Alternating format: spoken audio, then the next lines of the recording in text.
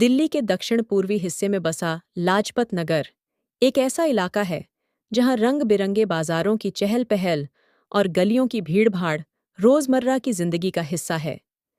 यहाँ की तंग गलियों में छोटे बड़े व्यापार फलते फूलते हैं और लोग अपनी रोजी रोटी के लिए दिन रात मेहनत करते हैं। लेकिन 2025 की एक सर्द जुलाई की रात इस जीवंत इलाके की शांति को एक ऐसी भयावह घटना ने भंग कर दिया जिसने न केवल लाजपत नगर बल्कि पूरे दिल्ली शहर को हिलाकर रख दिया। ये कहानी है एक दोहरे हत्याकांड की, जिसमें एक साधारण सा दिखने वाला कर्मचारी, जिसका नाम था मुकेश पासवान, अपने मालिक की पत्नी और उनके नाबालिग बेटे की निर्मम हत्या का गुनहगार बना। क्या यह केवल 40,000 रुपये के कर्ज का नतीजा था, या इसके पीछे छिपी थी कोई गहरी साजिश? आइए, इस रहस्यमयी और रोंगटे खड़े कर देने वाली कहानी की शुरुआत करते हैं। यह सब उस रात शुरू हुआ जब कुलदीप सिवानी, एक 46 वर्षीय व्यापारी जो लाजपत नगर के केंद्रीय बाजार में एक गारमेंट्स की दुकान चलाते थे, रात करीब 9 बजे अपनी दुकान से घर लौटे। कुलदीप का घर लाजपत नगर के एफ ब्लॉक में एक साधारण सा मकान था, जो उनके परिवार के लिए एक सुरक्षित आशियाना था। उनकी पत्नी रुचिका सिवानी, जो 42 वर्ष की थीं, और उनका 14 वर्षीय बेटा कृष उस घर में उनकी दुनिया थे। रुचिका न केवल कुलदीप की जीवन संगिनी थीं, बल्कि उनकी दुकान में भी उनकी सहभागी थीं। वह एक मेहनती और सख्त मिजाज की महिला थीं, जो अपने काम और परिवार को लेकर बेहद समर्पित थीं। कृष, उनका इकलौता बेटा, एक चंचल और होनहार किशोर था, जो अपनी मां के बेहद करीब था। लेकिन उस रात जब कुलदीप घर पहुंचे, उन्हें कुछ ऐसा दिखा जिसने उनके पैरों तले जमीन खिसका दी। सीढ़ियों पर खून के धब्बे, छोटे छोटे लाल निशान जो उनके घर के मुख्य दरवाजे तक जाते थे। कुलदीप ने घंटी बजाई, एक बार, 2 बार, फिर बार-बार, लेकिन कोई जवाब नहीं मिला। उनकी पत्नी रुचिका, जो हमेशा दरवाजा खोलने के लिए तत्पर रहती थीं, आज चुप थीं। कुलदीप ने अपने मोबाइल से रुचिका को फोन लगाया, लेकिन वहां से भी कोई जवाब नहीं आया। घबराहट में डूबे कुलदीप का दिल तेजी से धड़क रहा था। कुछ गलत था, बहुत गलत। उन्होंने तुरंत पुलिस को फोन किया।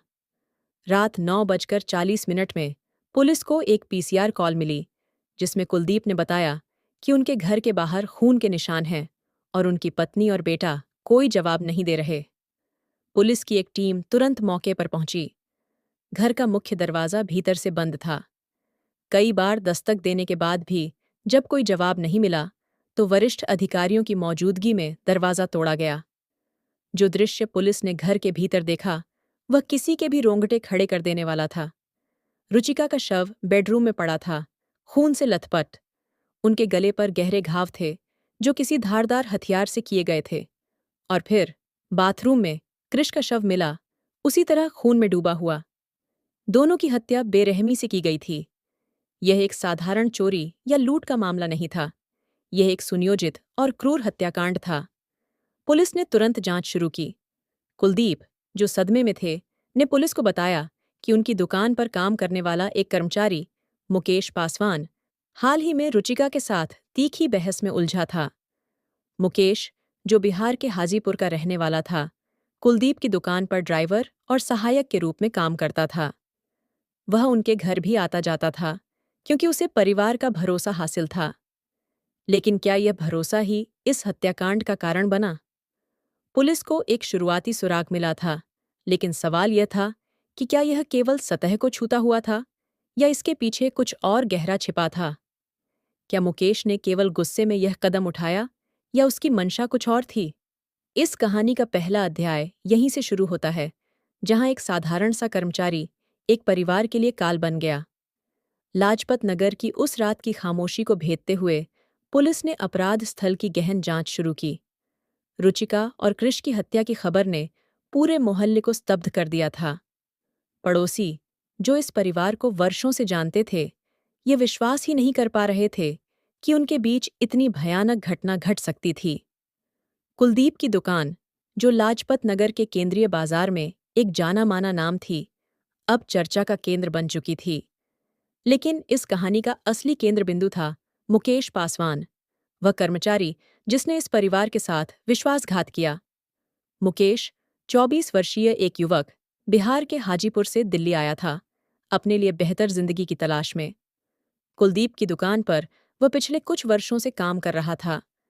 वह ड्राइवर और सहायक के रूप में अपनी सेवाएं देता था और उसका व्यवहार इतना सामान्य था कि कुलदीप और रुचिका ने उसे अपने घर तक का भरोसा दे दिया था।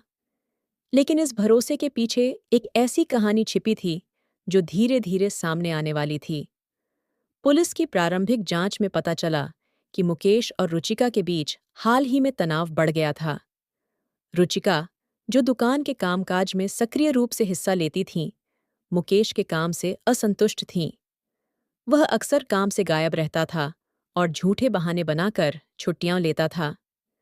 कुछ समय पहले मुकेश ने रुचिका से 40,000 रुपये का कर्ज लिया था, जिसे वह बीमारी के इलाज के लिए इस्तेमाल करने की बात कह रहा था।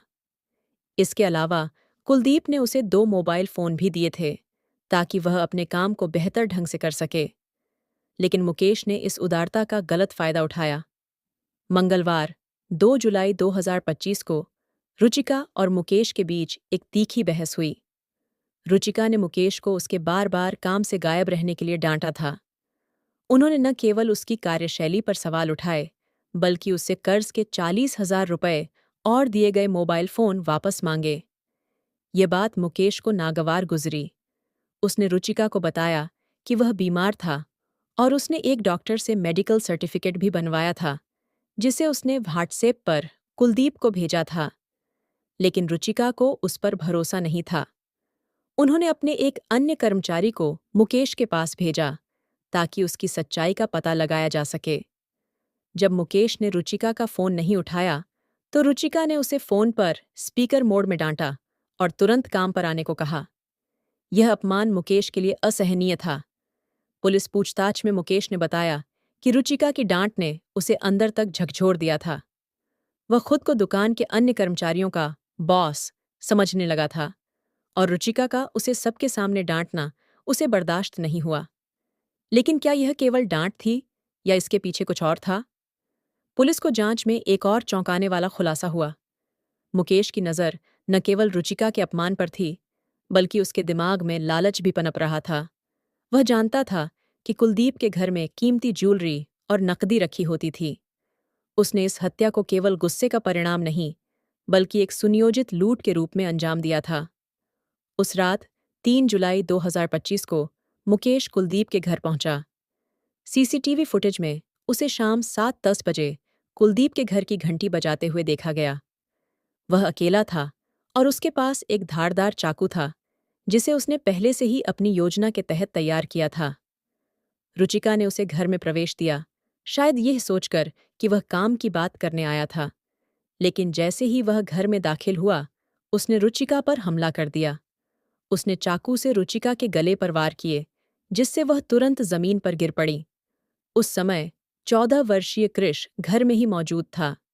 उसने अपनी मां पर हमला होते देखा और घबराकर बाथरूम में छिपने की कोशिश की। लेकिन मुकेश ने उसे भी नहीं बख्शा। उसने कृष का पीछा किया और बाथरूम में उसकी भी हत्या कर दी। दोनों की हत्या के बाद मुकेश ने घर को लूट लिया। उसने लाखों रुपये की ज्वेलरी, जिसमें एक हीरे की बाली और सोने का हार शामिल था, और करीब 54,000 रुपये नकद अपने कब्जे में लिए। हत्या के बाद मुकेश ने जल्दबाजी में घर छोड़ दिया। सीसीटीवी फुटेज में उसे 7:47 में, यानी केवल 17 मिनट बाद, घर से निकलते हुए देखा गया। उसने सोचा कि वह इस अपराध को छिपा लेगा, लेकिन वह यह भूल गया था कि उसकी हर हरकत कैमरे में कैद हो रही थी। उसने बिहार भागने की योजना बनाई, लेकिन उसका यह सपना जल्द ही चकनाचूर होने वाला था। पुलिस के लिए यह मामला शुरू में एक रहस्यमय पहेली की तरह था। रुचिका और कृष की हत्या की खबर ने न केवल लाजपत नगर, बल्कि पूरे दिल्ली को हिलाकर रख दिया। कुलदीप, जो अपनी पत्नी और बेटे के शवों को देखकर पूरी तरह टूट चुके थे, ने पुलिस को तुरंत बताया कि उसे अपने कर्मचारी मुकेश पर शक है। कुलदीप ने बताया कि मुकेश का रुचिका के साथ हाल ही में तीखा विवाद हुआ था और उसका व्यवहार पिछले कुछ समय से संदिग्ध था। इस सूचना ने पुलिस को एक दिशा दी और उन्होंने तुरंत अपनी जांच शुरू की। पहला कदम था अपराध स्थल की गहन जांच। फॉरेंसिक टीम ने घर के हर कोने को छान मारा। रुचिका का शव बेडरूम में था, जहां उनके गले पर गहरे घाव थे। कृष का शव बाथरूम में मिला, जहां वह शायद अपनी मां की हत्या देखकर छिपने की कोशिश में था। दोनों की मौत धारदार हथियार से की गई थी और फॉरेंसिक विशेषज्ञों ने पुष्टि की कि हत्यारा कोई ऐसा व्यक्ति था जो घर के भीतर आसानी से आ जा सकता था।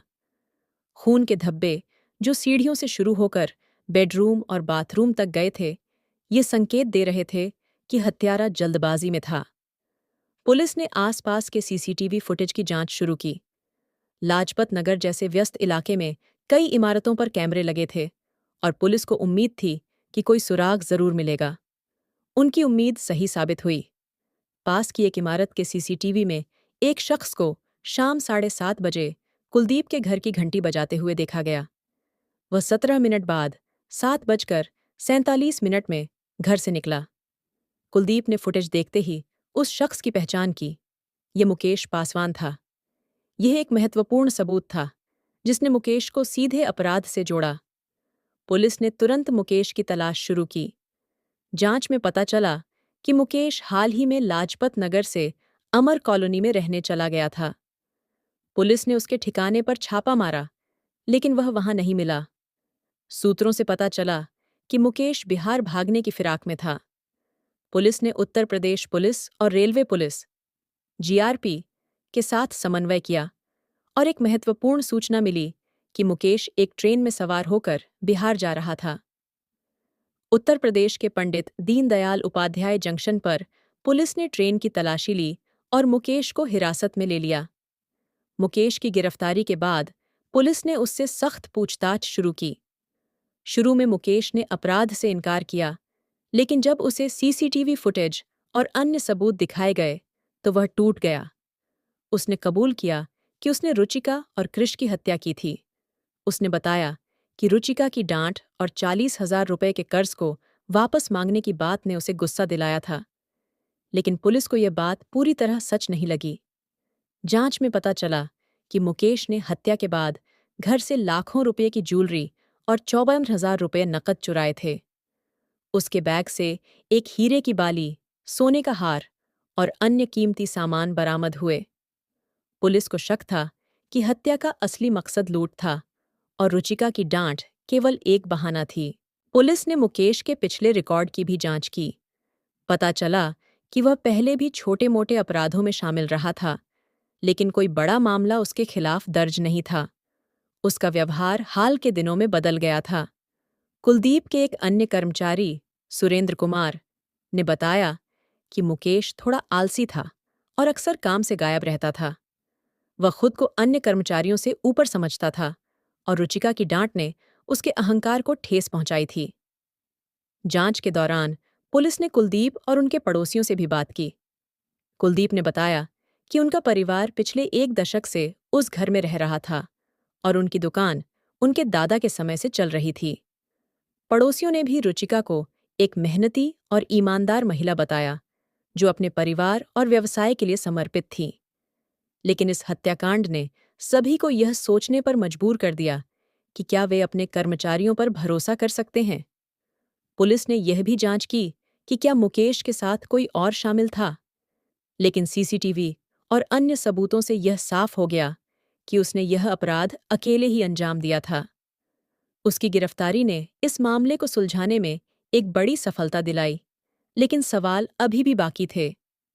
क्या मुकेश ने केवल गुस्से में यह कदम उठाया या उसकी योजना पहले से थी? और सबसे बड़ा सवाल, क्या इस हत्याकांड के पीछे केवल 40,000 रुपए का कर्ज और लूट का मकसद था या कुछ और गहरा राज छिपा था?